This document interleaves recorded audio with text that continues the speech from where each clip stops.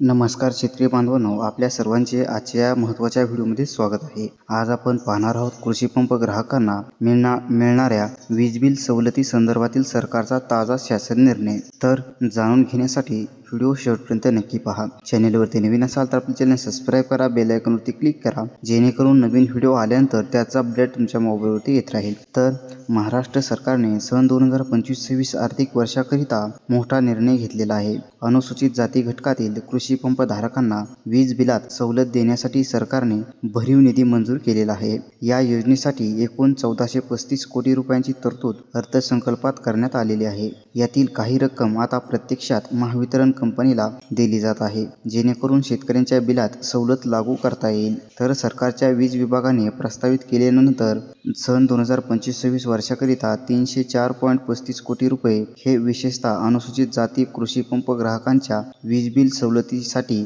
महावितरण कंपनीला अदा करण्याचे आदेश देण्यात आलेले आहेत. म्हणजेच एससी घटकातील शेतकरी बांधवांना वीज बिलात थेट सवलत मिळणार आहे. हा निधी फक्त वीज बिल सवलतीसाठीच वापरला जाणार आहे. एससी घटकातील दिलेला निधी त्याच घटकांवर खर्च होईल याची पूर्ण दक्षता घेतली जाणार आहे. तर शेतकरी मित्रांनो, अनुसूचित जातीतील कृषी पंप धारक असाल तर याचा थेट फायदा तुम्हाला होणार आहे.